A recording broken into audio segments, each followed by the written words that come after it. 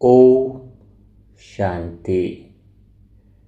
भगवान का प्रेम मन में कब उतरता है, भगवान के प्रेम में डूबा कब जाता है।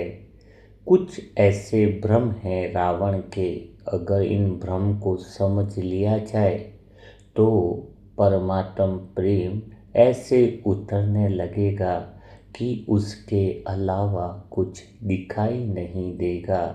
आप सब आत्माएं यह कुछ दिनों से समझने लग गई हो कि भगवान के प्रेम में डूबना ही है, उसके अलावा कुछ और बाकी न रहे। लेकिन कौन सी ऐसी चीज़ें हैं जो तुम्हें भगवान के प्रेम में डूबने नहीं दे रही है, या फिर भगवान के प्रेम में गहरे एहसास में तुम्हें जाने नहीं दे रही है। तो उन भ्रमों को तोड़ना बहुत ज़्यादा ज़रूरी है, उन दीवारों को हटाना बहुत ज़्यादा ज़रूरी है। तो पहली बात, आप सच में भगवान की मीरा बनना चाहते हो, आप सच में भगवान के प्रेम को अंदर उतारना चाहते हो, तो कौन से समय पर भगवान का प्रेम तुम्हारे अंदर उतरेगा। उन बातों का ख्याल अगर रह जाए तो वो दिल का दरवाज़ा तुम खुला रखोगे। भगवान का प्रेम तुम्हारे दिल पर निरंतर दस्तक दे रहा है, बस वो दरवाजे को खोलने की ज़रूरत है। तो समझ में आना चाहिए कि यह दिल का दरवाज़ा कब खुलेगा, कब यह रावण का भ्रम, अज्ञानता का भ्रम जो दीवार बनकर खड़ा है वो कैसे हटेगा।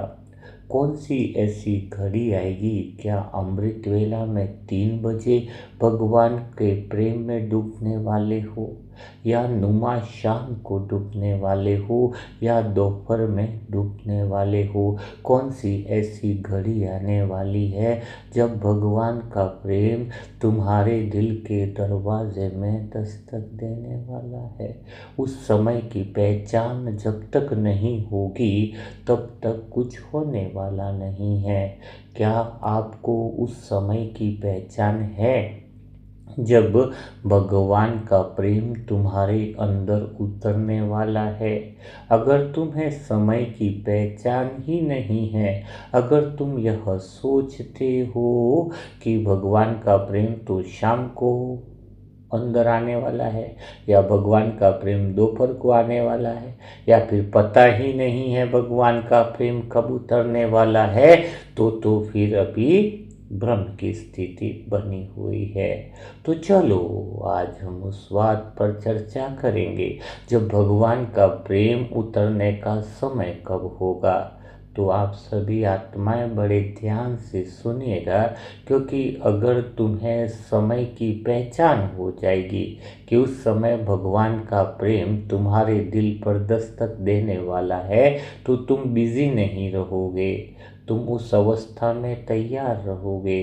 जैसे पता चलता है कि 5 बजे किसी का फ़ोन आने वाला है तो हम तैयार रहते हैं, मोबाइल भी फुल चार्ज रखते हैं। कोई इम्पोर्टेंट कॉल है तो नेटवर्क भी चेक कर लेते हैं कि कहीं कोई गड़बड़ तो नहीं है। तो आप भी अपने दिल का नेटवर्क उस समय चेक कर पाओगे, वह मन की बैटरी फुल चार्ज कर पाओगे। वो भगवान का प्रेम लहरों के रूप में पूरी तरीके से तुम्हें डुबाने के लिए तुम्हारे पास आ जाए तो तुम उसके लिए तैयार रह पाओगे। तो फिर कौन से समय में भगवान का प्रेम तुम्हारे अंदर दस्तक देने वाला है, तो वो समय बता दिया जाए आपको। 10 ऐसी चीज़ें हैं, 10 ऐसी अवस्थाएं हैं जहाँ पर तुम्हारे पास भगवान का प्रेम गहराई से दस्तक देने वाला है। अर्थात अगर इन बातों को समझ जाओ तो कभी ये प्रश्न नहीं उठेगा कि मैं भगवान की मीरा कैसे बनूं, कई सारे बच्चे कमेंट बॉक्स में लिखते हैं, मैं भी तो डूब जाना चाहती हूँ पर ऐसा हो नहीं पाता है। कई लोग कहते हैं कि मैं तो उस अनुभव में खो जाना चाहती हूँ लेकिन खो नहीं पा रही हूँ। बस मैं तो उसके अलावा कुछ देखना नहीं चाहती हूँ, उसके अलावा नज़र हटाना नहीं चाहती हूँ, लेकिन नज़र हट जाती है। कुछ ऐसा हो जाए कि बस वो ही वो नजर आ जाए, रावण के भ्रम की अज्ञानता की वह दीवारें गिर जाए। तो चलो चलो बात करते हैं कि वह समय कब आएगा। तो पहली बात, डायरी पेन हो तो लिख सकते हो, ताकि आपको भगवान का प्रेम आपके अंदर कब उतरने वाला है, कब भगवान की मीरा बनने वाले हो, वो पता चल जाएगा ना, कितने बजे कितने सेकंड पे उतरने वाला है। हाँ, कितने बजे कितने सेकंड उतरने वाला है वो पता चल जाएगा ना, है ना। तो चलो भाई, पहली बात नोट करो कि वो अवस्था कब हो जाएगी, जब तुम भगवान के प्रेम में बावले हो जाओगे। पहली बात, जब तुम्हें बहुत अच्छा लग रहा है, तुम बहुत खुश हो, तुम बहुत प्रसन्न हो, घर में कोई फंक्शन हुए हैं, किसका बर्थडे आया, तुम बहुत खुश हो, पति तुम्हारा अच्छे से बात कर रहा है, बच्चे तुम्हारी बात सुन रहे हैं, बच्चों के रिजल्ट्स बढ़िया आ रहे हैं, समाज में आसपास में सेंटर में तुम्हारी लोग रेस्पेक्ट कर रहे हैं कि क्या सेवा कर रहे हो तुम, बहुत अच्छी सेवा कर रहे हो तुम, बहुत प्यारी सेवा कर रहे हो, क्या ज्ञान का मुरली मंथन है तुम्हारे अंदर। तो तुम्हारा समय, तुम बहुत खुश हो, बहुत प्रसन्न हो, बहुत आनंद में हो, तुम्हें बहुत अच्छा लग रहा है, एक लाइन समझ लो कि तुम्हें बहुत अच्छा लग रहा है। अब तुम योग में बैठ रहे हो, भगवान के प्रेम में खोने के लिए, भगवान के प्रेम में दीवाना बनने के लिए। लेकिन यह वह अवस्था है जहाँ प्रेम कभी तुम्हें दस्तक देगा ही नहीं, यह वह अवस्था है जहाँ भगवान का प्रेम तुम्हारे दिल में आएगा ही नहीं, यह वह अवस्था है जहाँ भगवान का प्रेम तुम्हें अनुभव तो छोड़ो, दूर दूर तक दिखाई नहीं देगा। दिखाई नहीं, बहुत गहरी बात है और गहरा राज है। बहुत गहरा राज है। तो क्यों नहीं दिखाई देगा, क्योंकि अभी तुम्हारा मन को कुछ अच्छा लग रहा है, अर्थात तुम्हारा मन किसी अच्छे से चिपकाव में है, कोई न कोई चीज़ अच्छी लग रही है तो उसका केंद्र बिंदु है, पति अच्छे से बात कर रहा है, बेटा आपकी बात सुन रहा है, बिजनेस में कुछ फायदा हो रहा है, धन भी चारों तरफ से आ रहा है। हाँ, सब कुछ अच्छा हो रहा है, इसका अर्थ यही है कि तुम्हारा मन उस अच्छाई से चिपका हुआ है पूरी तरीके से। तो वहाँ पर भगवान के प्रेम की दस्तक तो हो नहीं पाती है, भगवान का प्रेम तो उतर नहीं पाता है, आता ही नहीं है। तो पहली बात तो उस समय योग कितना भी कर लो, अगर तुम्हें कुछ अच्छा लग रहा है, यानी दुनिया भी अच्छी लग रही है, अगर सारी बातों को सार रूप में समझा जाए तो कहीं न कहीं संसार से गहरा चिपकाव आया हुआ है। चाहे सेंटर में भी, सेवाओं से भी जुड़ाव कह सकते हैं, दीदियों से भी कह सकते हैं, दीदी ने अच्छी बात कर ली, तारीफ कर ली, कुछ भी किया, लेकिन कुल मिला के तुम्हारा मूड बहुत अच्छा है। ये जो अच्छा है ना वो तुम्हें अच्छे के पास ले नहीं जा पाता, ये अच्छा है वो तुम्हें संसार से ही जुड़ पाता है, क्योंकि ये अच्छा जो लग रहा है वो तुम्हें संसार ही अच्छा लग रहा है। तो इस समय तो भगवान का प्रेम उतर नहीं पाता। कोई कहता है 3 साल से मैं टेंशन में नहीं हूँ, बहुत बढ़िया जीवन चल रहा है, मैं समझ जाता हूँ ये भगवान के प्रेम में डूबी हुई आत्मा नहीं है। ये गलत बात है कि भगवान का प्रेम सुकून देता है, भगवान का प्रेम तो पहले बेचैन कर देता है, भगवान का प्रेम तो तड़प पैदा कर देता है, भगवान का प्रेम तो सोने भी नहीं देता है, 3 बजते ही 2 बजते ही उठा देता है। हाँ, भगवान की प्रेम जो है ना बेचैनी देता है, गलत फहमी में है बाबा की आत्माएं जो सुकून देता है, नहीं वो तो गहरी तड़प देता, सोने नहीं देता सोने नहीं देता मतलब ये ऐसा नहीं कि गला अमृत वाला छूट गया ये हो गया। हमारा शायद जीवन में पता नहीं है कि अमृत वेला कभी छूटा हो। पता ही नहीं, याद ही नहीं, और कभी अलार्म नहीं लगाया। वो तड़प, वो बेचैनी ही इतनी है, सोने नहीं देती। आ जाता है जगाने के लिए, हाँ आ जाता है तो बेचैनी में प्रेम पनपता है। अर्थात पहली बात ये समझ लो कि जब तुम्हें बहुत कुछ अच्छा लग रहा है, बहुत कुछ ठीक लग रहा है, बहुत कुछ बढ़िया लग रहा है, मतलब तुम भगवान के पास नहीं, भगवान के प्रेम के उतरने का समय नहीं आया है। तो भगवान का प्रेम कब उतरेगा, तुम्हारे दिल में कब उतरेगा, वो कब दस्तक देगा, कौन सा ऐसा समय है? तो अब दूसरी अवस्था को भी सुन लो। दूसरी अवस्था में क्या होता है, जब अपने लोग ही दर्द दे देते हैं, अपने लोग ही कड़वा बोल देते हैं, जिन पर विश्वास किया है वो ही भीतर में आघात कर देते हैं, जिनसे इच्छा और अपेक्षा कर ली वो दिल तोड़कर चले जाते हैं। बिजनेस में सोचा बहुत मुनाफा हो जाए, वहाँ पर बहुत घाटा हो जाता है। जो सोचा है वो होता नहीं, जो चाहते हैं वो होता नहीं, और जो होता है वो चाहते नहीं। ऐसी भीतर में अवस्था हो जाती है। दुख के बादल टूट पड़ते हैं, किसी से रिश्ता खराब हो जाता है। दर्द है, बेचैनी है, तड़प है। हाँ, क्या उस समय भगवान का प्रेम उतरता है? बताओ। दिन भर के शोर में हो तो भगवान कई बार भूल जाता है, रात में जब खालीपन होता है तो भगवान का प्रेम याद आता है। शिव बाबा, बाबा, बाबा। हाँ, तो जब तुम दर्द में हो, बेचैनी में हो, तब भगवान उतरता नहीं है। अभी तो शुरुआत बता रहा हूँ, बात को समझना होगा। जो जब तुम्हें अच्छा नहीं लगता है, जब कुछ मूड ठीक नहीं लगता है, तो तुम उस समय भगवान का प्रेम तो बहुत प्यार से उतरता है, इतना गहराई से उतरता है कि तुम उसमें लवलीन हो जाओ। तुम्हें कुछ करने की ज़रूरत नहीं, कुछ खाली ठहरने की ज़रूरत है। लेकिन यहाँ पर एक गलती बहुत भारी हो जाती है। एक गलती भारी ये हो जाती है, जैसे किसी से रिश्ता खराब हो गया, जिसको विश्वास करते थे, मानो पति ने बहुत गलत बोल दिया, दिल दुख गया, बहुत दर्द में हो। अब तुम उस दर्द में करते क्या हो? जब भी तुम्हारा मूड होता है, या तो मोबाइल की तरफ भागते हो, या फिर ये आशा करते हो कि पति वापस अच्छे से बात कर ले। है कोई चीज़, पैसा खत्म हो गया तो सोचते हो वापस पैसा कब आ जाए। शरीर में कुछ बीमारी हुई तो सोचने लग जाते हो कि शरीर की बीमारी ठीक कब हो जाए। यानी तुम दर्द में हो, लेकिन अब पति से झगड़ा हुआ, उदाहरण है, हुआ नहीं हुआ हुआ, या देरानी जेठानी रिश्तों से है, अनबन हो गई। अब तुम क्या चाह रहे हो? दर्द में हो कि अब रिश्ता वापस कैसे ठीक हो जाए। यानी तुम्हें पता है कि जब तू ठीक हो जाएगा, वापस अच्छा बोलने लगेगा, तो 2-4 दिन बाद फिर वह समय आना है कि वापस वो तुम्हारा दिल तोड़ेगा, वापस तुम्हें कटु शब्द बोलेगा।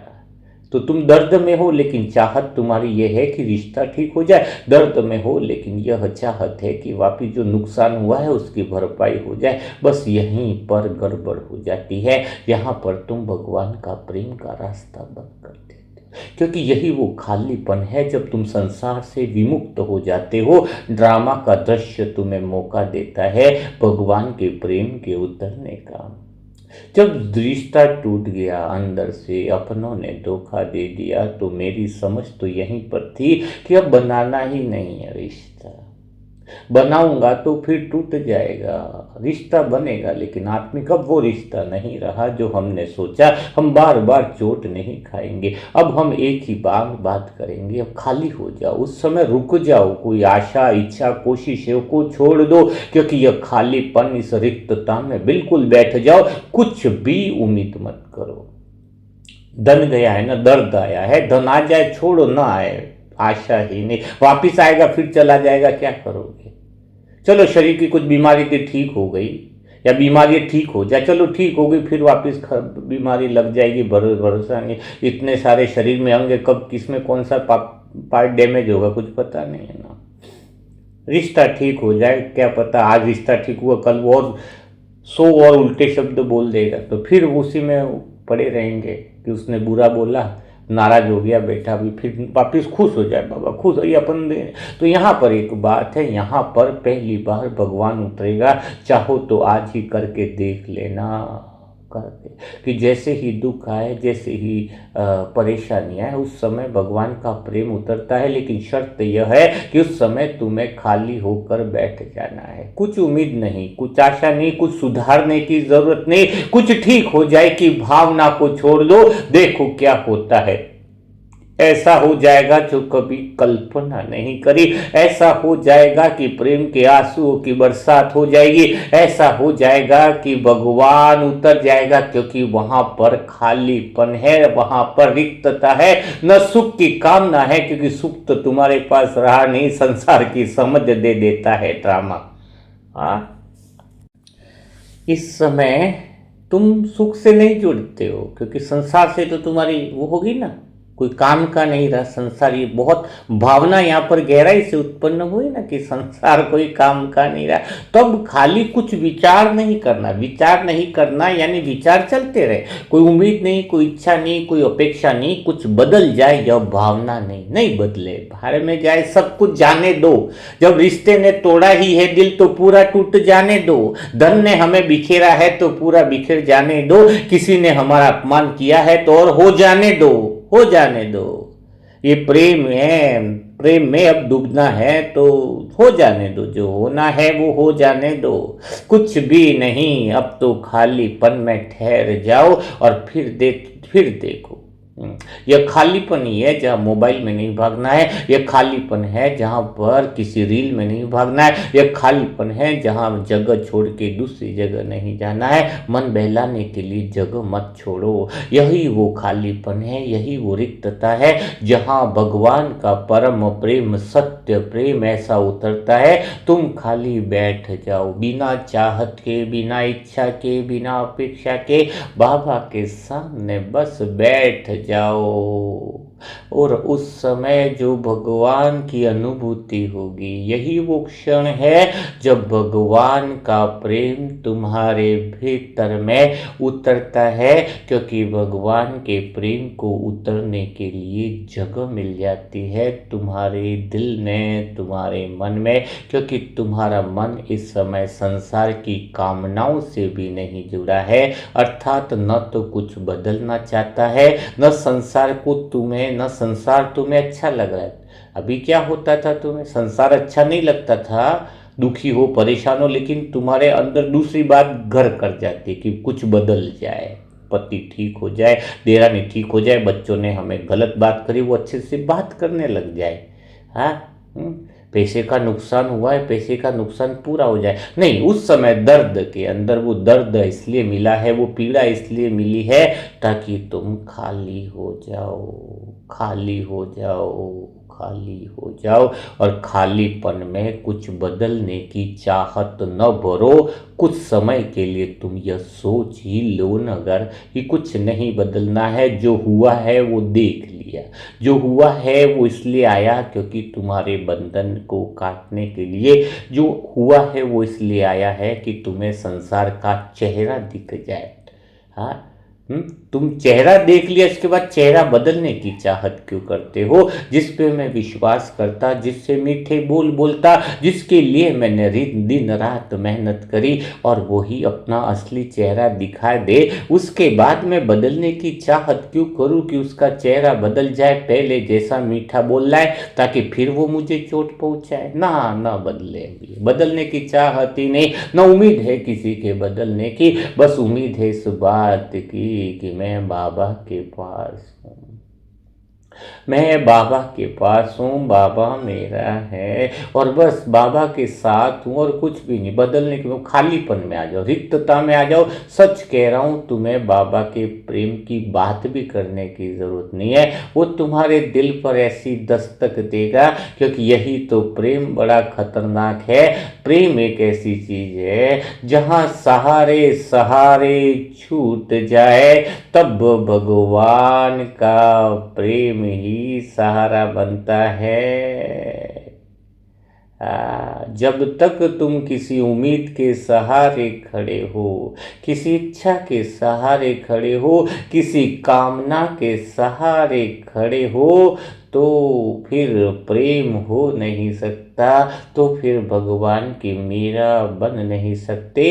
क्योंकि भगवान की मीरा तो एक ही थी, जो कहती थी उसका भाव वही रहा कि मेरे तो गिरधर गोपाला दूसरा न कोई, एक ही सहारा बचे, एक ही आधार बचे और कुछ नहीं। वो खालीपन में यह महसूस करो कि तू ही एक आधार है। कहीं छुपी हुई इच्छा मत रखो कि बच्चा बदल ही जाए, पति बदल ही जाए, नहीं, छोड़ो वो कामना, छोड़ो वो इच्छाएं, क्योंकि वो और तुम्हें दुख में ले जाने वाली है।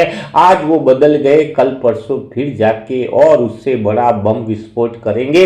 इससे अच्छा है मन अज्ञानता के पर्दे से, रावण के भ्रम से निकल जाए। कुछ न बदलना है, न कुछ चाहत है, न कोई कामना है, बस कामना यही है कि इस खालीपन में तू उतर जाए। बस मेरो तो गिरधर गोपाला दूसरा न कोई।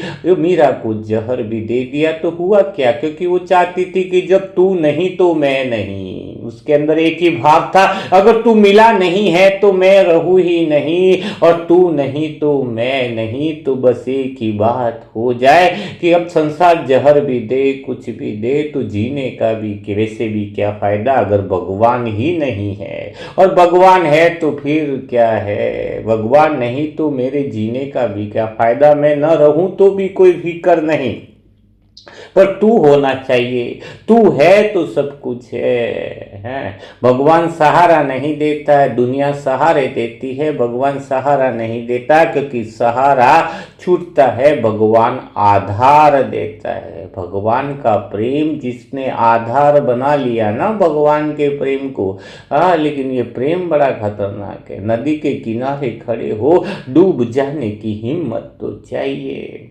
प्रेम भगवान का तब उतरता है जब नश्वर सहारों को छोड़ देते हो। भगवान का प्रेम तब उतरता है जब तुम खोज भी बंद कर देते हो।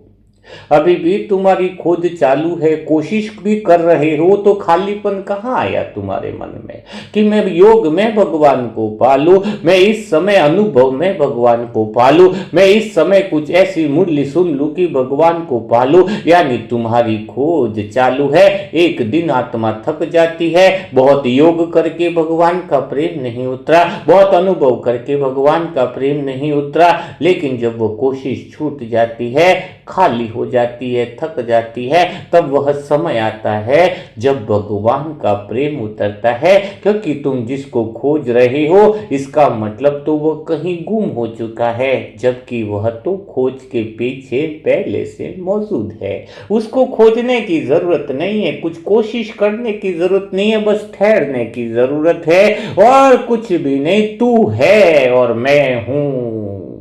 कोशिशें बंद हो जाए, योग में तुझे पालू, गहराई के अनुभव में चला जाऊं। अनुभव ने समुद्र की लहरों में नहीं, समुद्र के भीतर में चले जाए, लहरों के पीछे जाना छोड़ दे।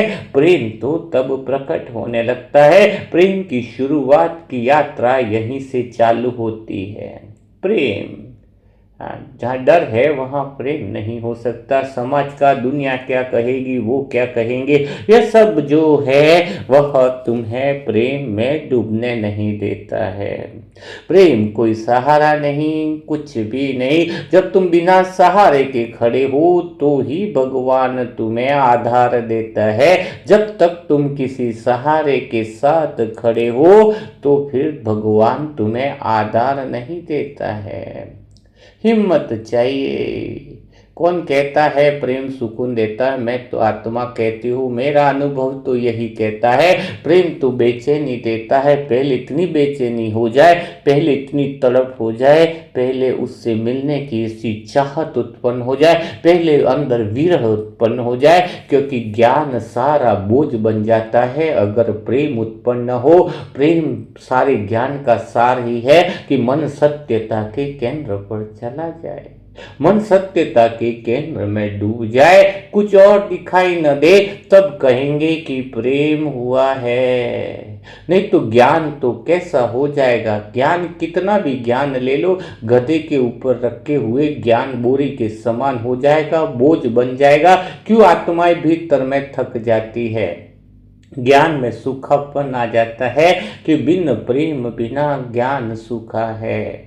तो ज्ञान है लेकिन ज्ञान में चलने की हिम्मत न हो, हाँ, तो वो उधार का ज्ञान बन जाता है, उधार के शब्द बन जाते हैं। जो ज्ञान तुमने जिया नहीं वो तुम्हारा हुआ नहीं। भले तुमने मुरली मंथन सुना, भले तुमने कोई और बात सुनी, भगवान ने कहा वो बातें अच्छी लगी अलग है, लेकिन उसमें जी लो तो वो तुम्हारा हो गया। आज मैं आत्मा कोई शब्द बोलूं तो अनुभव से बोलूं तो यह मेरे उधार का ज्ञान नहीं हुआ ना। अनुभव की अथॉरिटी हो गई तो तुम शब्दों का दूसरे को ज्ञान देते हो कि आत्मा ये है वो है। नहीं, वो उधार का ज्ञान है। पहले पूछो ये उधार का है। हाँ, मुरली सुन ली, मंथन सुन लिया तो भी उधार का है। जब तक तुम उस प्रेम में न उतरो, जब तक तुम उसको प्रैक्टिकल में न लाओ, तो शिव बाबा का ज्ञान कहीं उधार का है तो बोझ बन जाएगा, मानसिक पीड़ा बन जाएगा। कई सारे बाबा के बच्चे ऐसे रुकावट में पड़े हुए हैं, भीतर से बड़े बोझ में हैं। सबसे ज्यादा बच्चे, बाबा के बच्चे डिप्रेशन में है। ये सत्य बात है, चाहे मानो या न मानो। दुखों की बात की जाए तो भक्त आत्माओं में इतने नहीं मिलेंगे डिप्रेशन वाले। और 100 की सभा और उनको पूछे कि क्या क्या समस्या है आपकी, तो एक एक आत्मा के पास 25-50 समस्याओं की लिस्ट मिल रही है। सभी समस्याओं का कारण क्या है? एक ही तो है, ज्ञान सुन लिया, ज्ञान बोझ बन गया, ज्ञान को जिया नहीं, ज्ञान को अनुभव में लाया नहीं, अर्थात प्रेम में गिरे नहीं। वो डर है कि अगर मैं प्रेम, क्योंकि प्रेम तो गिरना यानी कामनाओं को छोड़ना। पहली सीढ़ी बताई है निष्कामता की, तो भ्रम यही है। हाँ, यही तो भ्रम है जिसको दूर करना है, अर्थात जीते जी मर जाना तो प्रेम में डूब जाना। हाँ, तैयार हो? पहली तो सीमा बताई तुम्हें कि प्रेम कब उतरता है, तो पहली बात बताई, जब तुम्हें अच्छा लगता है तो प्रेम नहीं उतरता। जब तुम्हें दुख पीड़ा हो रही है और उस समय तुम उसको अच्छा करने की चाहत न करो, तो प्रेम की दस्तक दिल के दरवाजे पर, वो बादलों के पार वाला साजन तुम्हारे पास आ जाता है। वो अनदेखा चेहरा तुम्हें दिखाई देने लगता है। वो गहरे प्रेम का एहसास तुम्हें समझ में आता है। हाँ, बाबा को खोजने की जरूरत नहीं, वो डर नहीं कि भगवान दूर चला जाए, बस साथ चलने की। बाबा कहता तू मेरे साथ चल, खाली मैं तेरे साथ हूं, तू मेरे साथ है, और कुछ नहीं। यही खुशी, और कुछ अनुभव भी नहीं, और कुछ चाहत नहीं, और कोई इच्छा नहीं, और कोई अपेक्षा नहीं। बस एक ही बात है, कौन सी? इस खालीपन में तू उतर जाए, इस खालीपन में मैं आत्मा ठहर जाऊं और वो प्रेम की दस्तक को अनुभव कर लूं। हाँ, तो पहली ये बात है। दूसरी बात है भगवान के प्रेम के अंदर उतरने की, वह है जीते जी मर जाना। भगवान का प्रेम चाहते हो ना? वो आप कहते हो, कई लोगों का प्रश्न आता है, मुझे भी डुबा दो ऐसे प्रेम में, ना मैं रहूं ना बस, ना दुनिया रहे, बस वो रहे। तो चलो ना, दूसरी सीढ़ी नहीं है, अभी तो निष्कामता की ही चल रही है। लेकिन दूसरी बात में आ जाते हैं जहां पर भगवान का प्रेम तुम्हारे अंदर उतरता है। वो दिल के दरवाजे में ऐसे प्रेम की लहरें उठेंगी जहां पर तुम घंटों घंटों भगवान के प्रेम में डूब जाओगे। योग जो आधा घंटा नहीं होता है, घंटों घंटों उसमें खो जाओगे। वो योग लगाना तो छोड़ो, उठने का नाम नहीं लोगे। ऐसे घंटों घंटों गोपिकाएं बन जाओगे। जैसे डांस होता है ना गोपिकाओं का, वल्लभ गोपिकाओं का डांस होता है, ऐसा गहरा डांस होता है। ऐसा ऐसा व्यक्तित्व, ऐसा आनंदमय, जहाँ पर से भगवान के प्रेम का मधुर गीत भीतर में सुनाई दे, मन डांस करने लग जाए, वो प्रेम की फुहार तुम्हारे अंतर मन को गीली कर दे, तो उसके लिए दूसरा काम करना है। ऐसा कब होगा? जब तुम जीते जी मर जाओगे। अब जीते जी मर जाओगे इसका अर्थ तो लोग बहुत ज़्यादा गलत समझते हैं। हाँ, जीते जी मर जाने का अर्थ क्या समझते हैं? हाँ, इसका अर्थ बहुत सही तरीके से समझ लो तो तुम्हें भगवान के प्रेम से कोई भी रोक नहीं पाएगा। हाँ, तो उसका अर्थ है, अच्छे से लिखो डायरी को, तो जीते जी मरने का अर्थ है कामनाओं की मृत्यु हो जाना। क्या है? एक बात गहराई से लिख लो, जीते जी मरने का अर्थ है कामनाओं की मृत्यु हो जाना। जब तक मन यह भ्रम में बना हुआ है कि मैं अधूरा हूँ और इस संसार से ही मुझे सुख मिलने वाला है, या संसार के विषय और साधनों से ही सुख मिलने वाला है, और मन कामनाओं के पीछे ही भाग रहा है। किसके पीछे भाग रहा है? हाँ, हैं? आनंद और कामनाएं हैं। जब तक मन सुख को विषयों में खोजेगा, तब तक कामनाओं का जन्म होता रहेगा। मन को लगेगा कि इस संसार में खुशी है, यहाँ पर मुझे आनंद मिलेगा, तो मन की तृष्णा का अंत नहीं होगा, कामनाओं का अंत।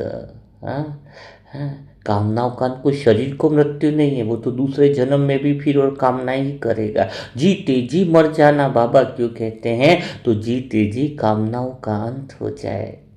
शरीर का अंत होना अलग बात है, पर कामनाओं का अंत शरीर के अंत होने से नहीं होता है। दूसरे जन्म में भी कामनाएं तो बनी रहेंगी। तो विषय का जो आकर्षण है वो तुम्हारी चेतना को बांध लेता है। जो व्यक्ति विषयों में उलझा रहता है वो अपनी ऊर्जा को, शक्ति को भी खो देता है। समय को केवल जीना और उठना ही नहीं, समझना भी आवश्यक है और जानना आवश्यक है। तो सबसे पहली बात है, कैसे पता चलेगा कि तुम्हारा मन कामनाओं से ऊपर हो गया है? कैसे पता चलेगा कि मन जो है अब कामनाओं के पीछे नहीं भाग रहा है? तो जो आत्मा कामनाओं से ऊपर होती है उनके कर्म निष्काम कर्म होते हैं। यही योगी की पहचान है। अगर कोई आत्मा योगी बन गई है, कोई आत्मा सत्यता के केंद्र में उतर गई है, तो उसके कर्म निष्काम कर्म होंगे, बिना कामना के कर्म होंगे, बिना इच्छा के कर्म होंगे। हाँ, कोई कामना नहीं रहेगी उस कर्म के पीछे, कोई इच्छा नहीं रहेगी। अब आपके भीतर में एक प्रश्न उत्पन्न होगा कि बिना इच्छा के कर्म कैसे होते हैं? हाँ, तो थोड़ा पहले एक बात और कर लो, बिना इच्छा के कर्म कैसे होंगे, ये भी तो हो गया ना। तो पहले इसके लिए कर्मों को परिभाषित कर लेते, सही सही कर्म और गलत कर्म। सही क्या है, गलत क्या है? ठीक है, पहले इसकी पहचान करो, तो फिर आपको वो निष्काम कर्म की भी बात समझ में आ जाएगी। सही कर्म क्या है और गलत कर्म क्या है? सही कर्म वह है जो सत्य के केंद्र से उठता है। सही कर्म की पहचान क्या है? सही कर्म में मन की चेतना ऊपर उठती है। सही कर्म में मन की स्थिति और ऊंचे आयाम को प्राप्त करती है। सही कर्म में निरंतर आत्मा प्रेम के केंद्र में रहने लग जाती है। मानो 50 लाख कमाया, कर्म हुआ, लेकिन पता चला ये 50 लाख मेरे मन की चेतना को गिरा रहा है, तो वो सही कर्म नहीं हुआ, वो अहंकार के केंद्र से कर्म हुआ है। यानी उस कर्म के पीछे कर्ता कौन हुआ? निष्काम कर्म नहीं हुआ, क्योंकि सत्यता के केंद्र से उठा हुआ कर्म तो तुम्हें ऊंचाई पर लेकर के जाता है। है। कर्म में सही और गलत का अर्थ यही है कि जो कर्म तुम्हें ऊंचाई पर लेकर के जाए, जो कर्म तुम्हारी अवस्था को, चेतना के स्तर को बढ़ा दे, वह सही कर्म है, चाहे उसमें 1 रुपया कमाई हो या न हो। हाँ, सही कर्म का चुनाव करना। सही कर्म का चुनाव वाली आत्मा बेफिक्र रहती है। सही कर्म वाली आत्मा परवाह नहीं करती है मंजिल की। क्यों नहीं करती है? ये जो श्लोक सुना है ना कि कर्म करो गीता में, फल की इच्छा मत करो, इसका अर्थ क्या है? इसका अर्थ लोग गलत समझते हैं। कर्म करो और फल की इच्छा न करो, इसका अर्थ क्या है? इसका अर्थ है कि सही जगह से उठा हुआ कर्म वह कर्म है, उस कर्म में ही इतना आनंद आ जाता है कि उसको फल मिले या न मिले उसकी कोई चिंता नहीं रहती। आप समझो, इस बात को बहुत गहराई से समझना होगा कि सही कर्म का अर्थ है कि कर्म की इच्छा नहीं रखना, अर्थात सही कर्म करने वाली आत्मा जो होती है वो रास्ते में ही उस कर्म को करते हुए इतना आनंद ले लेती है कि वो परिणाम में नहीं बनती है। चलो मैं थोड़ा उदाहरण दूँ। अभी जैसे बुके लिखने के लिए बाबा ने मुझे निमित्त बनाया, हाँ, तो मुझे निमित्त बनाया बाबा ने, तो मैं वो कर्म में लग गई, मैं आत्मा, यानी वो कर्म भी सही था क्योंकि मन की चेतना आगे बढ़ रही। दिन रात पता नहीं खाया खाना कितना बजे क्या है, बस खोए रहे। तो वो कर्म करते हुए, यानी वो लाइनें लिखते हुए एक एक लाइन मेरे मन को आनंदित कर रही थी। एक एक शब्द बाबा का मुझे परम आनंद में ले जा रहा था। तो अब बाद में किताबें कोई ले न ले, पढ़े न पढ़े, कहाँ तक फैले न फैले, वो परिणाम से मैं बंधा हुआ नहीं। क्यों? क्योंकि मुझे तो लिखने में ही आनंद आ रहा था, तो फल तो मुझे उस कर्म में ही मिल गया ना। फल किस में मिल गया? उस कर्म में ही मिल गया ना। जो कर्म कर रहे हैं उसी में आनंद मिल गया, क्योंकि सही कर्म में आनंद उसी समय मिल जाता है, सुख उसी समय मिल जाता है। और जो अशुद्ध केंद्र से जो कर्म करते हैं वो परिणाम से बंधा रहता। 25 लाख बिजनेस किया, लाखों रुपए आना चाहिए, बहुत मेहनत कर रहे हैं, पढ़ाई में भी रिजल्ट, नौकरी लगनी चाहिए, पहले से परिणाम में बंधे हुए हैं। नौकरी नहीं लगी तो गए काम से पहले से नीलबटा सन्नाटा हो जाती है आत्मा। हाँ, हर जगह जो अशुद्ध, यानी जब भी तुम परिणाम से बंधे हुए हो तो वह अशुद्ध कर्म से तुम जुड़े हुए हो। हाँ, यही पहचान है सही कर्म और गलत कर्म की। क्योंकि यह जानना कि ये कर्म कौन कर रहा है। अगर कोई कर्म में कामना जुड़ी हुई है, कोई कर्म में इच्छा जुड़ी हुई है, कोई कर्म में परिणाम जुड़ा हुआ है, तो उसका करता है अहंकार। हाँ, अशुद्ध में ही तो कर रहा है। अगर आत्मा सत्य केंद्र में है तो साक्षी होती है, और साक्षी रहते हुए जो कर्म होता है तो कर्म में ही इतना आनंद आ जाता है कि परिणाम की कोई जरूरत ही नहीं रहती। निष्काम कर्म आत्मा में सदा शांति लाता है। जो कर्म का केंद्र समझ लेता है उसका जीवन बदल जाता है। तो विवेक के बिना, यानी समझ के बिना कोई कर्म करते हो तो भ्रम पैदा होता है। यही रावण का भ्रम है जो आज के मुरली मंथन में बाबा ने कहा है। मुरली में क्या कहा कि भ्रम को दूर करना। तो कौन सा भ्रम? सही कर्म और गलत कर्म। तुम गलत कर्म कर रहे हो, उसमें अहंकार है। कई सेवा भी कर रहे हो तो मान सम्मान की भूख है, तो यह भी अहंकार का, कामना का केंद्र से किया हुआ कर्म है, वो भी पाप बन सकता है। यहाँ पर भी गहरी बात है। शुद्ध सेवा करी है जिसमें मैंपन नहीं है, भगवान का सही कर्म करने में ही आनंद आ जाएगा। देखो एक बात है, कोई सहयोग भी दे रहा है तो उसको सहयोग में ही आनंद की प्राप्ति हो जानी चाहिए।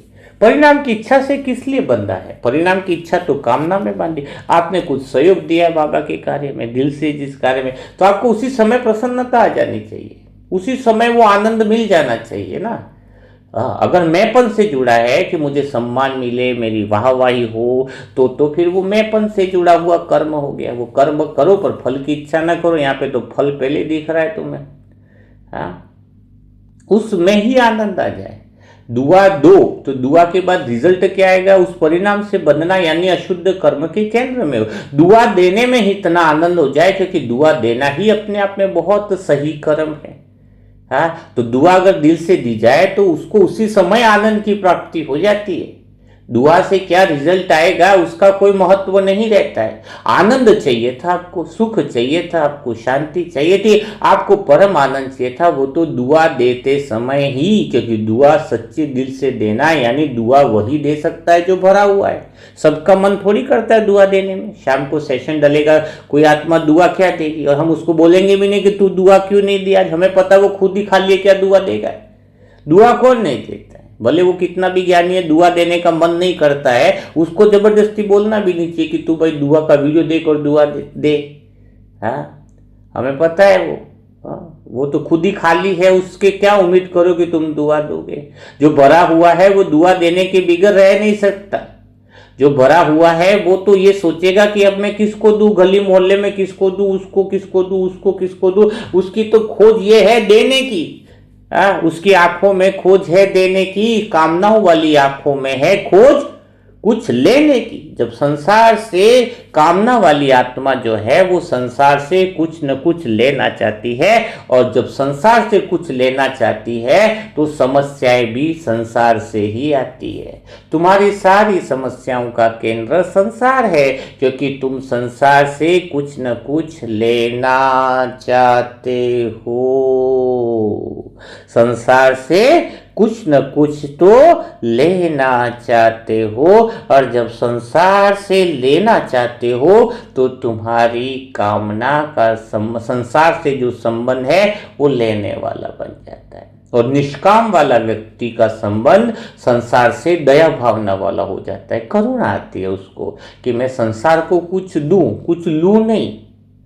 हाँ, यह गहरा संबंध है, तो यही निष्कामता है।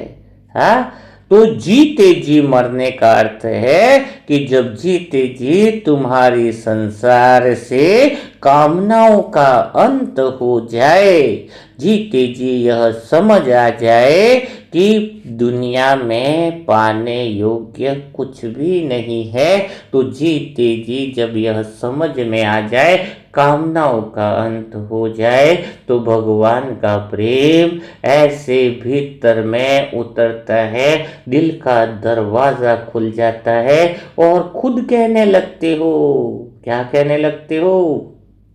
कि मीठे बाबा, कभी कभी ऐसा लगता है कि दिल कोई दरवाजा भी नहीं, एक समंदर है, और तू समुंदर की गहराई में चुपचाप चमकता हुआ चांद है।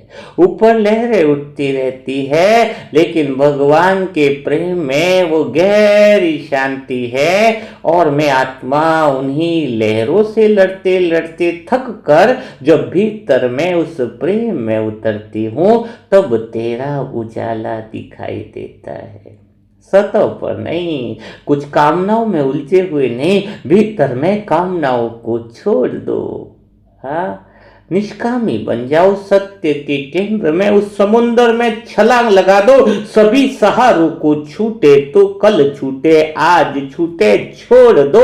डरा हुआ व्यक्ति प्रेम नहीं कर सकता है, वह तो सिर्फ किनारे पर ही बैठ सकता है, और किनारे पर बैठकर कहेगा कि भाई जी कैसा अनुभव हो रहा है तुम्हें प्रेम में, भाई जी तुम्हें कैसा लग रहा है प्रेम में डूबना, हमें भी डूबना है। तो मैं कहता हूं समुंदर में रहकर आ जाओ, तुम्हें रोक कौन रहा है, छलांग लगा दो समुंदर में, आ जाओ इस प्रेम की गहराई में डूब जाओ, लेकिन किनारा छोड़ना नहीं चाहते हो। डर सहारे नश्वर सहारों का सहारा ले रखा है, कामनाएं छूट नहीं रही है, और उसको पकड़ कर कहते हो भाई जी समुंदर में डूबना है, तो मैं कहता हूं वहीं बैठे रहो, उम्र भर तक बैठे रहो, तो भी वह प्रेम की डुबकी में डूब नहीं पाओगे।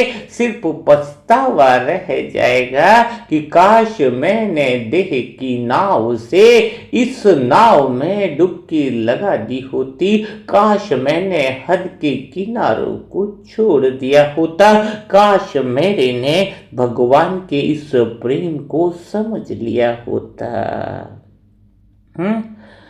जब एक दिन ऐसा आएगा कि इस कामनाओं की लहरों से लड़ते लड़ते जब तुम थक जाओगे, तो उतरना ही पड़ेगा। लेकिन तब जब समय उतारेगा तब तो सारा संसार मेरा बाबा बोलेगा, हर एक के मुख से आएगा। लेकिन अभी उतरने का वक्त है, समय से पहले जाग जाओगे तो दिल खुश हो जाएगा। तुम सतह पर ही उलझे हुए हो, चिंता करते हो, भय करते हो कि कौन क्या कह रहा है, तो ऐसी आत्माएं मीरा तो बन नहीं सकती। कौन क्या कह रहा है, कौन साथ है, कौन दूर है, हिसाब लगाने वाली आत्माएं भला प्रेम कैसे कर सकती है। जो दिमाग लगाती है वो दिल नहीं लगा सकती है, जो दिमाग में रहती है वो दिल में नहीं आती है।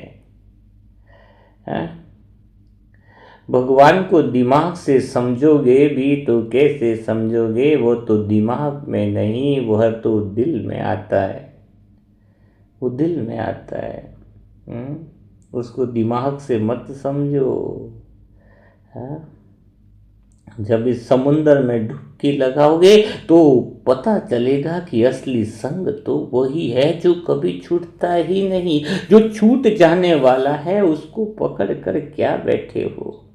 बाबा का प्रेम कोई घटना नहीं है जो किसी खास दिन ही घटे। जैसे जैसे तुम खालीपन में रहने लगोगे, यह तो एक धीमी प्रेम की बारिश है जो बिना शोर के मन को, अंतर मन को भीग देती है। पहले मैं आत्मा भी भीगने से डरती थी, बहुत डरती थी, कहीं ये भावुकता न हो जाए, कहीं लोग कमजोरी न समझे। पर अब समझ में आया कि तेरे प्रेम में जो भीगता है वह तो और मजबूत हो जाता है। अभी तुम डरे हुए लगते हो, लेकिन प्रेम जो है वो ताकत दे देता है, प्रेम मजबूती दे देता है। सोचो, एक बच्चा गाड़ी के, वो बैलगाड़ी के नीचे आ गया था, तो सत्य घटना है कि पूरी वो मां ने जो ताकत नहीं थी उस बैलगाड़ी को उठा दिया छोटे बच्चे के लिए। बताओ इतनी ताकत कहां से आई। तो प्रेम ताकत देता है। जब तुम भगवान के प्रेम में रंग जाओ तो दुनिया से लड़ने की ताकत आ जाती है। वही तो मीरा की कहानी है। देखो, सारे लोग विरोधी थे लेकिन वो ताकत प्रेम की थी। तो समझ में आया कि तेरे प्रेम में भीगना तो मजबूत ही हो जाना होता है, क्योंकि वहां सहारा बाहर का नहीं, अंदर तो भगवान के प्रेम का सहारा है। और अंदर जब भगवान साथ में खड़ा है, वो मेरा साजन साथ में खड़ा है, तो गिरने का डर किस बात का।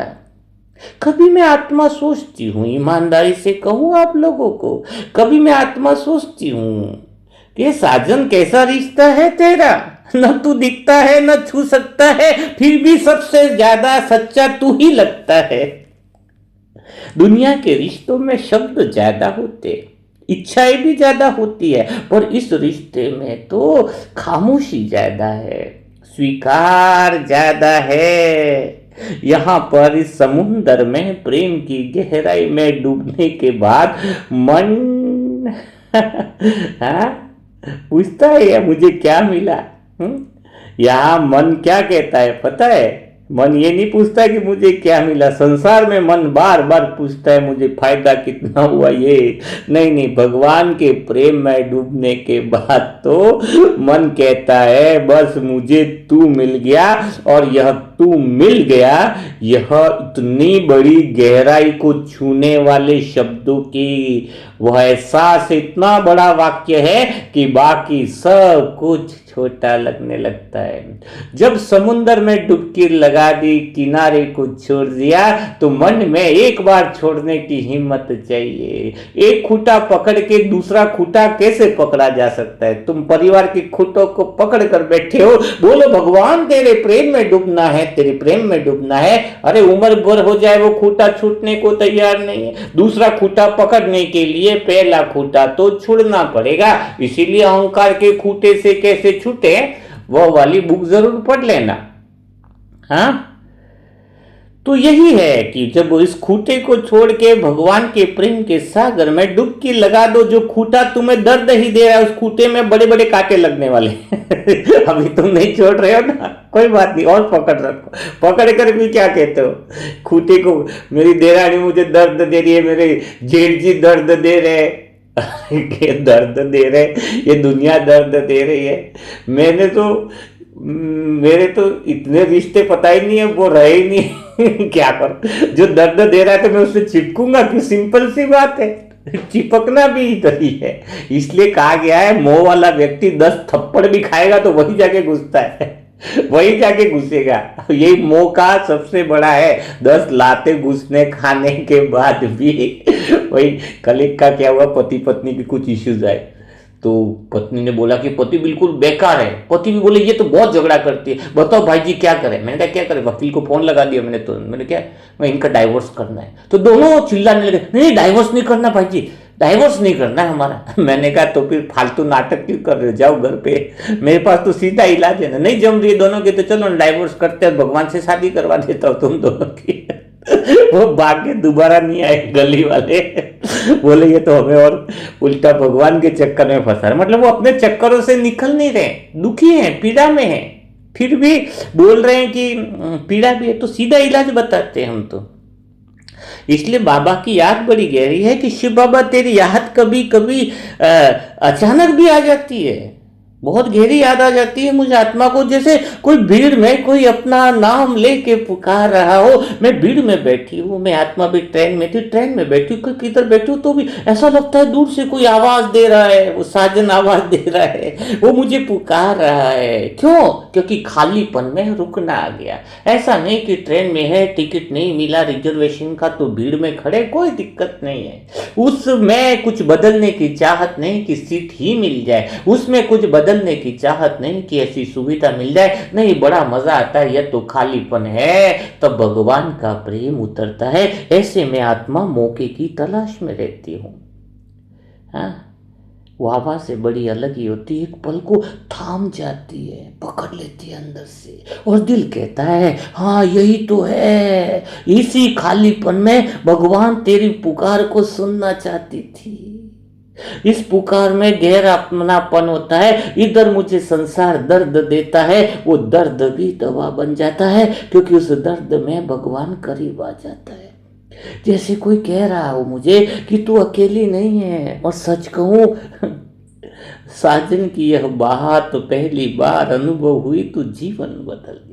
जब चारों तरफ से मुझ आत्मा को दुनिया ने ठुकराया तो मैंने उस जगह जाना ही पसंद नहीं किया कि अब ये वापिस अपना ले। मैंने कहा छूटा तो छूटा, अब तो भगवान तू है। उसी समय वो उतर कर पहली बार मेरे भीतर में आया और वो बात जिंदगी में बदल गई, क्योंकि वो खालीपन था। उस खालीपन में भगवान का साक्षात्कार होता है, भगवान का प्रेम उतरता है। अब मैं आत्मा प्रेम को समझाने की कोशिश भी किसी को नहीं करती, मैं तो कहता हूं जीने की कोशिश करो। अब हाँ, तुमने किताबें बहुत पढ़ी, शब्दों में ढूंढा, अब तुम्हें उस खालीपन में भगवान को ढूंढना है। खालीपन में अजीब बात है कि जितना आप कम बोलते जाओगे उतना ज्यादा महसूस करते जाओगे, जैसे भीतर कोई दीपक जल गया हो।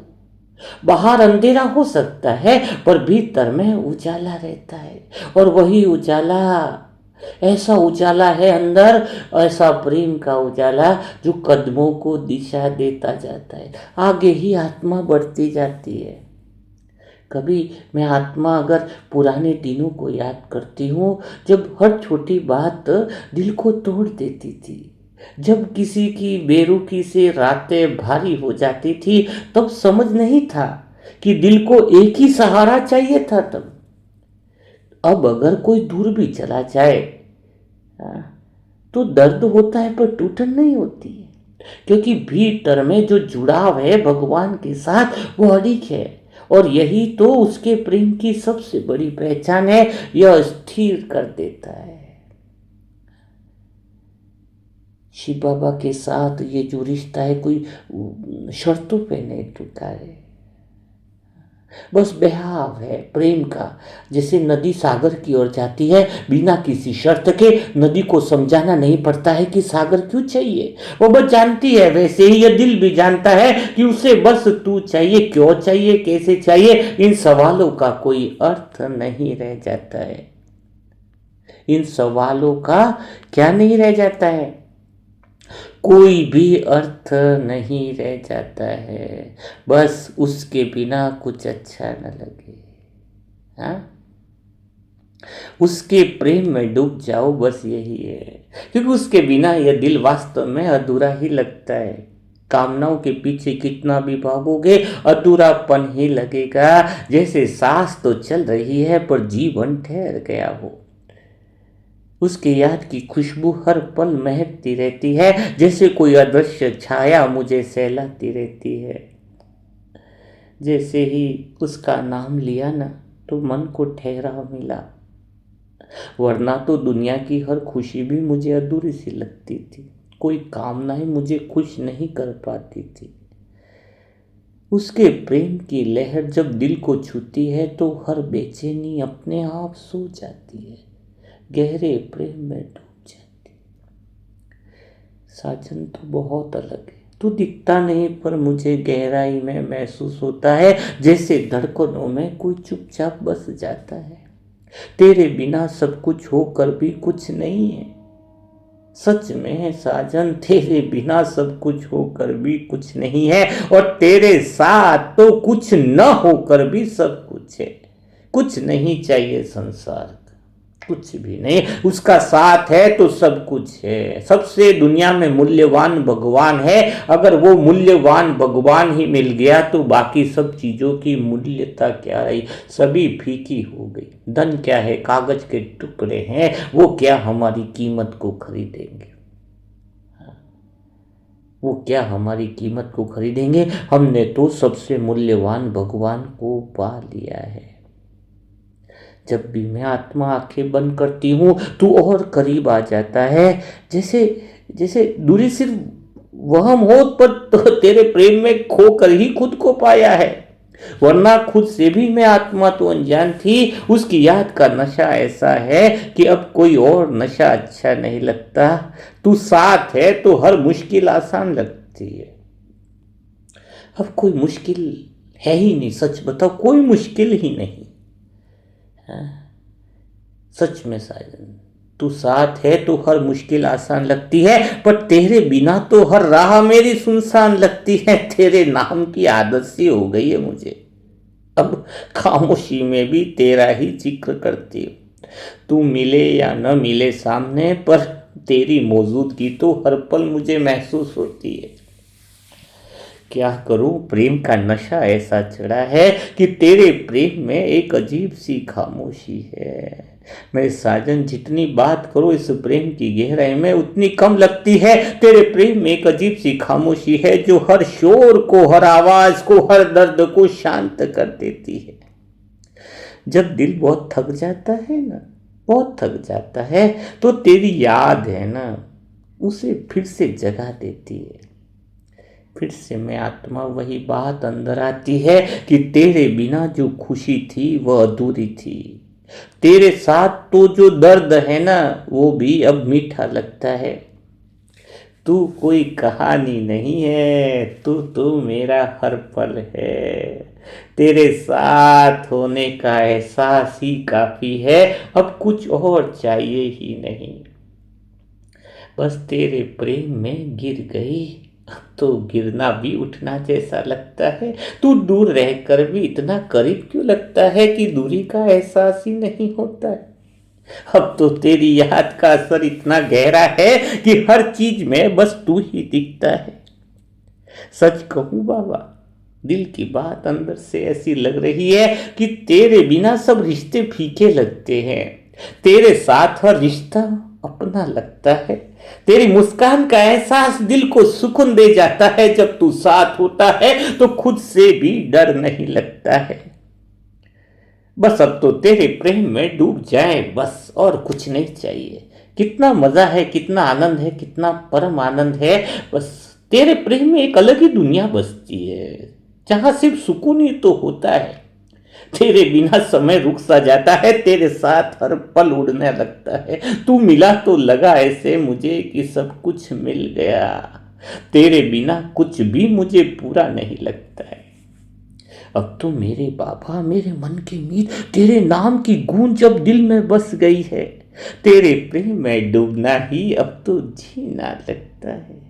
तेरे बिना ये दुनिया भी अब मुझे अजनबी सी लगती है कि मैं कहाँ आ गई हूँ इस भीड़ में। कौन सी दुनिया है यहाँ जहाँ कोई चेहरा अपना नहीं लगता है।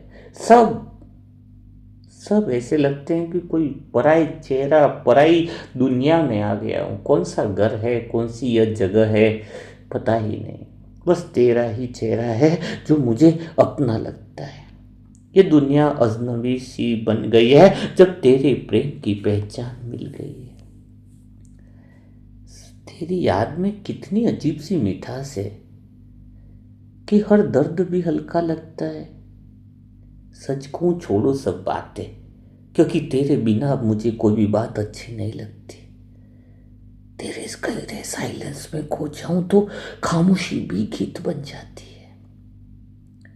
बस मेरे साजन, तेरे प्रेम में खुद को भूल जाना चाहती हूँ, और खुद को भूल जाना ही सुकून है। तू साथ है तो हर कमी पूरी है, तेरे बिना सब कुछ खाली लगता है। तेरे नाम से ही दिल भर जाता है, तेरे बिना हर खुशी अधूरी है। तेरे साथ मेरा हर पल पूरा है, हर पल पूरा है। तेरे प्रेम में गहराई है जो समझ नहीं आती है। तेरे बिना तो हर रास्ता अधूरा सा है। तेरे साथ हर मंजिल मुझे आसान लगती है। तेरी याद में हर रात सुकून देती है। तेरे बिना तो आज का दिन भी अधूरा है। तेरा साथ में तो मेरे को हर लम्हा खास लगता है। तेरे प्रेम में यह अलग ही रंग है, ये होली का रंग नहीं है। सच्चा रंग ऐसा चढ़ा है कि तेरे प्रेम में अलग ही रंग लगता है। तेरे बिना सब बेरंग है, तेरे साथ सब कुछ रंगीन है। तेरे प्रेम में डूबना ही जीवन है। तेरे बिना तो सब सवाल है, बाबा के साथ जी लो तो हर जवाब है। तेरे बिना तो चारों तरफ शोर ही शोर है, पर तेरे साथ गहरा सुकून है। तेरे बिना तो सब कुछ खाली है, सब कुछ खाली है। तेरे साथ सब कुछ भरा हुआ है। तेरे बिना सब अधूरा है, और तेरे साथ सब कुछ पूरा है। तेरे बिना कुछ भी नहीं, तेरे साथ सब कुछ है। चलो, तेरे प्रेम में खो जाना ही खुद को पाना है। तेरे बिना सब कुछ खो देना है, तेरे साथ सब कुछ पा लेना है। तेरे नाम में ही मुझे सुकून मिलता है। सच कहूं, तेरे बिना हर सांस अधूरी है, तेरे साथ मेरी हर सांस पूरी है। तेरे प्रेम में जीना ही सच्चा जीवन है। क्या करोगे? उसके बिना जीना भी क्या जीना है। उसके साथ तो हर पल तुम्हें ऐसा लगेगा कि अनमोल है। उसके बिना तो हर पल तुम्हें बोझ लगेगा। चढ़ा दो प्रेम का जादू भगवान का, उस प्रेम के जादू में डूब जाओ, क्योंकि उसके प्रेम में ही एक जादू है जो हर दर्द को मिटा देता है।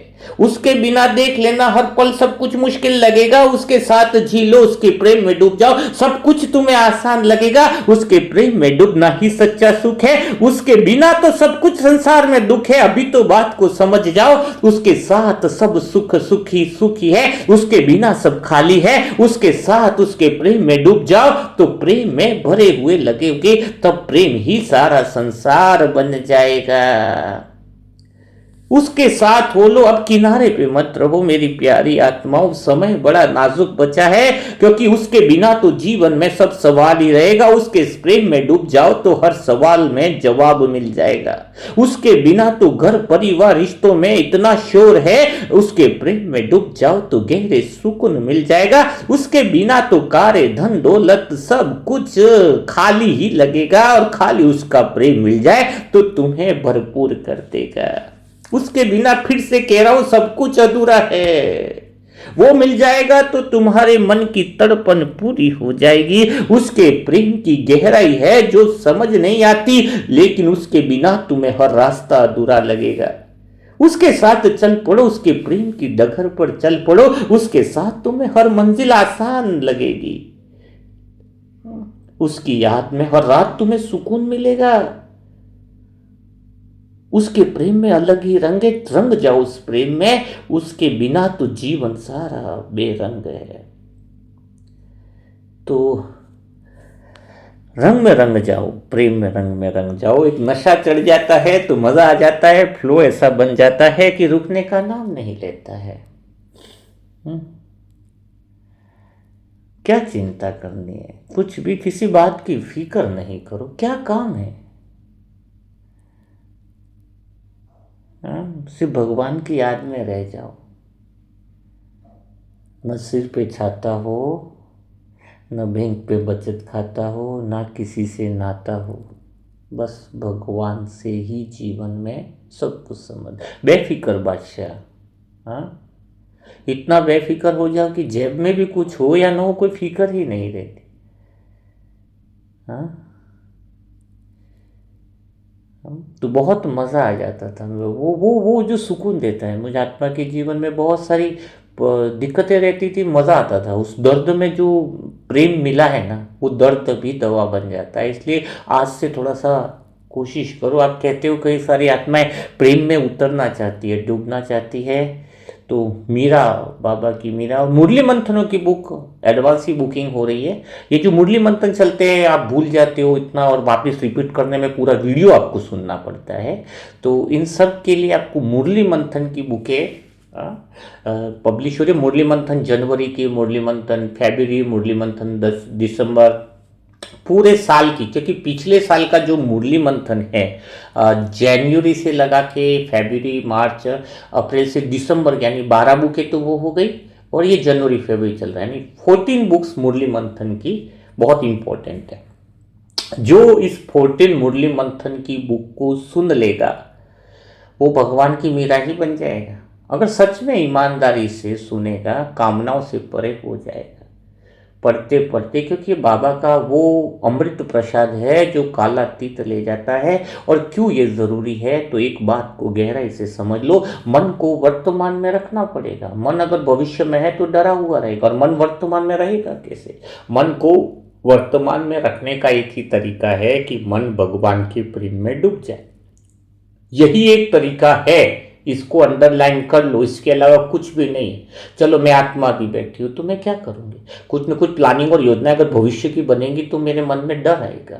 लेकिन मैं आत्मा भी वर्तमान में भगवान के प्रेम में डूबी रहूँ, तो जहाँ पर कालातीत हो जाती है।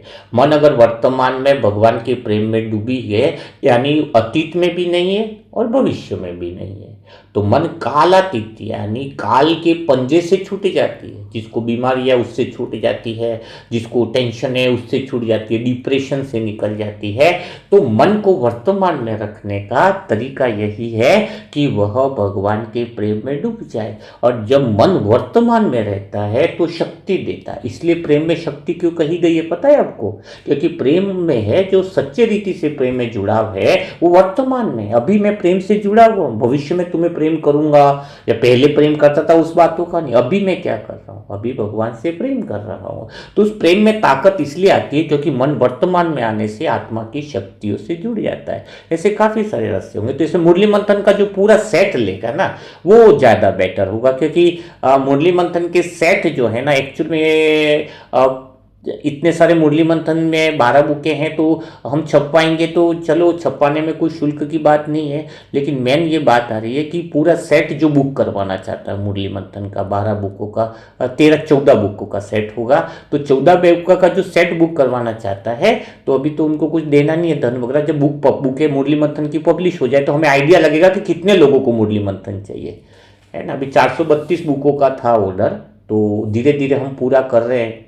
सबको निकल गया स्टॉक है, तो हम सब मिल करके हमें, ये परिवार है, यह पूरे परिवार का वर्क है। तो आप मुरली मंथन का जो सेट 14 बुकों का लेना चाहते हैं वो बुकिंग जरूर करा दें। जब वो बुकें तैयार हो जाएंगी डिलीवरी के लिए 5 दिन में आपको कहीं भी इंडिया के कोने में निःशुल्क डिलीवरी दी जाएगी। निःशुल्क इसीलिए है क्योंकि आपको जो है वो पैसा नहीं लगे, आपको ज्ञान जो है वो बहुत कम से कम राशि में आप लोगों को उपलब्ध कराया जाए। और जो कनाडा, अमेरिका या बाहर के जो लोग हैं उनके लिए खुशखबरी है कि वो अपना जिप कोड और अपना डिटेल भेज दे। जो विदेशों से जो मुरली सुन रहे भाई बहन, उनको भी वहाँ पर बुकों के पार्सल की सुविधा लगभग अवेलेबल है। लेकिन वो पूरा एड्रेस कंफर्म करा दे तो उनको विदेश में भी कोरियर मिल जाएगा। ठीक है। तो हार्ड कॉपी बुक कराने के लिए मुरली मंथन का जो सेट बुक कराएंगे उतने ही हम मुरली मंथन जो है वो उतने ही सेट तैयार करेंगे, क्योंकि बजट भी नहीं है अपने पास तो उतना भी करना पड़ेगा ना, उसी हिसाब से चलना पड़ेगा। तो अब 14 सेट जो है वो करवा लोगे तो उनके लिए बुक कर देंगे। मिलेगा तुरंत नहीं हो, लगभग 14 दिन 15 दिन बाद मिलेगा। पैसा भी तभी देना है जब मुरली मंथन का सेट तैयार हो जाएगा, है ना, रेडी हो जाएगा। तो चलो, आज के मुरली मंथन में यही था कि रावण के भ्रम को दूर करना। तो भ्रम यही है, अधूरापन, कामनाएं, अशरीरीपन, अधूरापन और प्रेम में डूबना क्या है, वो जो भ्रम काफ़ी सारे आज आपके दूर हुए होंगे अगर सच्चे रीति से मुरली सुनी है। तो आप ज़रूर कमेंट बॉक्स में लिखिए कि मुरली मंथन आज का कैसा लगा। और जो बुकों का ऑर्डर करना चाहते हैं उनके लिए मोबाइल नंबर है 7202921969, 7202921969। इस पर ओम शांति लिखें और जो भी बुकों का एड्रेस हार्ड कॉपी मंगवानी हो वो वहाँ पर अपनी डिटेल भेजें। सभी को बुक निःशुल्क है, कोई शुल्क नहीं लिया जा रहा है ना, डिलीवरी निःशुल्क है। बुक का तो जो पैसा होगा वो तो देना ही है, छपाई का खर्च नहीं तो कैसे निकलेगा, है ना। और आत्मा की यात्रा कोई फ्री में ई बुक पढ़ना चाहता है तो उसके लिए ऐप इंस्टॉल डाउनलोड करें। आत्मा की यात्रा जो कमेंट बॉक्स में दिया हुआ है और उसका डिटेल डिस्क्रिप्शन बॉक्स में भी है। लेकिन बुक में ज़्यादा देर तक मोबाइल में बुक ना पढ़े, मैं आप सभी को यही बातें कहना चाहूँगी मैं आत्मा, क्योंकि आंखों पे एक इफेक्ट आता है। बुक को थोड़ी सी डिटेल्स जो समझ ना हो कि रास्ते में जा रहे हैं अपन, ट्रेन में जा रहे हैं या ऐसा जा रहे हैं, तब हम बुकों को स्टडी करें। बाकी आप हार्ड कॉपी पढ़ो तो आंखों पे लोड नहीं पड़ेगा, वजन नहीं पड़ेगा, ठीक है। तो कल फिर मुलाकात करेंगे, तब तक के लिए सभी भाई बहनों को ओम शांति, ओम शांति, ओम शांति।